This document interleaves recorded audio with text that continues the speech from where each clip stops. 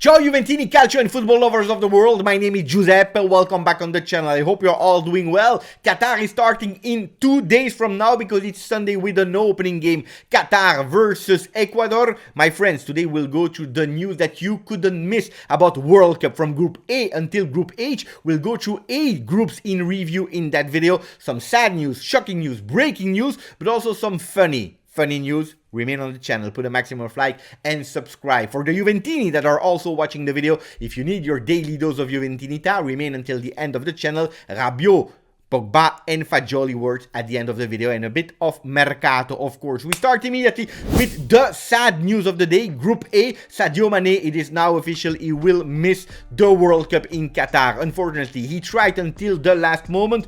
Senegal that has a big and tough time now without their big player, their coverman, Sadio Mane, that will not be there in a group with the host of the World Cup, Qatar, but also with the Netherlands. Will they be able to go through? It will be quite difficult, even if they won the last cup in Africa. Let's discover it in a few days, but also the other shocking news, the one that everyone is speaking about. Apparently, there is Qatar that offered $7.4 million to 8 players of Ecuador to win that first game, and I tell you, it's even precise, because they offered that money to win 1-0 in the second half. Guys, I don't know what you do, but I already bet a bit of money on that cup. Anyway, we go to Group B with Phil Foden that is feeling Foden. Yes, he's feeling the same feelings that he had when he won the World Cup with the youth team, with the under-17. He had the feeling that he would win that cup. Well, he has the same feeling now. England that is again confident, maybe overconfident, I don't know. They took also an empty bag that traveled to Qatar.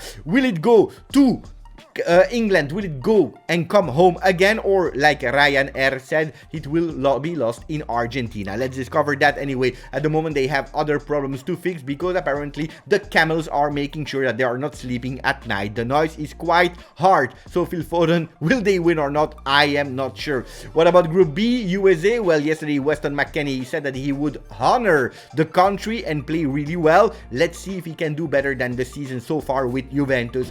We go to Group C with Agüero that is traveling to Doha. Yesterday he was in a plane with a lot of Brazilian supporters and he was not really happy about it.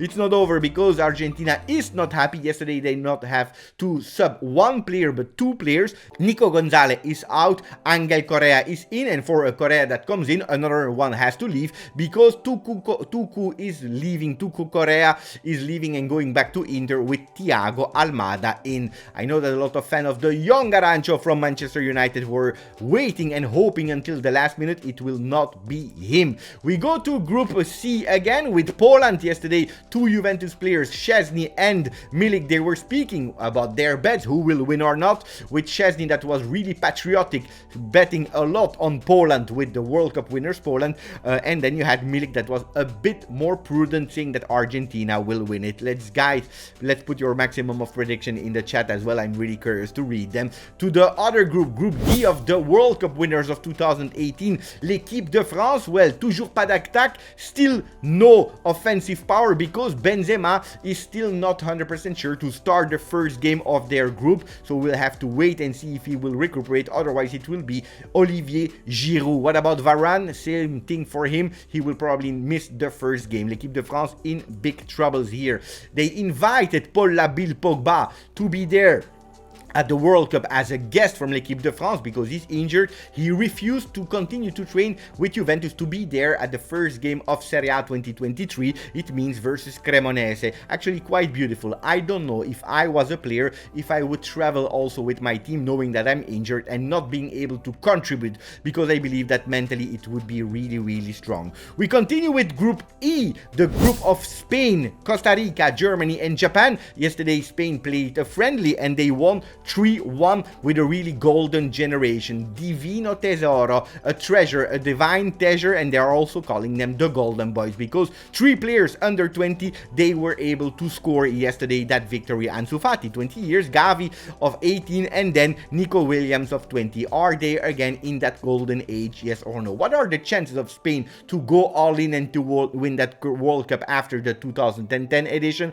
Let me know. Costa Rica, instead, they wanted also to play a friendly friendly also to prepare themselves for that game in Qatar 22. Unfortunately, they had to play versus Iraq and they couldn't because the passport were cancelled. At least they were not able because of passport problems. Disaster for Costa Rica. We continue with Group F, the one of Belgium, Canada, Morocco and Croatia. Really the group of death, really the difficult group because a lot of teams are equal in terms of power. Yesterday Ziyech said, we Moroccans, we are there as well. He scored from half of the field. It was an extraordinary goal. I hope you catched it up on YouTube or on Twitter. Attenzione, because Twitter, maybe it will close. So be fast if you want to see it on Twitter. We continue also with the sad news for Morocco. We already knew, but our friend Amin Harid, that is playing with l'Olympique de Marseille, he didn't speak for a few days because of that injury. He said that he will support the Moroccan team, and it is what it is. That's what they say. Basically, they are missing a big player for the Moroccan team. Marquinhos, and then we go to the Group G. Marquinhos, he spoke from La Continasa, from the Juventus training center, where they will remain until tomorrow before traveling to Doha. He said that it's a fantastic place to train because they have all the facilities. Again, beautiful words for Juventus that receive a lot of negativity since last season. Well, beautiful words from the Brazilian team. He also said that Alexandro and Danilo are already experienced players, but a beautiful surprise having Bremer there as well. We finish with the last group, Group H, the one of Portugal, that yesterday won 4-0 with the beautiful Joao Felix yesterday playing much better than with Atletico Madrid. Portugal, of course, if you are speaking about them, we have to speak about Cristiano Ronaldo. Yesterday, the second part of his interview with Piers Morgan. Yes, he said that he would retire 100% if they win the World Cup. Attenzione, because he didn't say it really like that. He said, if it's 2-2, I scored a brace versus Argentina, and Messi scored a brace, and at the 94th minute, I score the winning 3-2, then I retire 100%. So he didn't say that if he win the World Cup, he will retire. Attenzione to the world play there. Go, guys, we go to the Serie A news, to Juventus news. Well, it's quite sad for Italian papers because they are not participating. We are not participating to the World Cup edition 22 like we didn't for 18. So we have to speak about something. What are we speaking about? About Mercato. Mercato that is on the front pages of Corriere dello Sport. And then what about Mercato? About Juventus? Well, Rabiot, we're Chelsea that is insisting with Potter to sign the French player already in January, with Juventus having big doubts. What about Tuttosport? Interview to the brother of Nicolo Fagioli. Fagioli said no to Inter and to United when he was with the youth academy for Juventus, for his love for Juve, and he leave a big page of interview with really beautiful words. Also that he was a bit sad in the beginning of the season without any chance.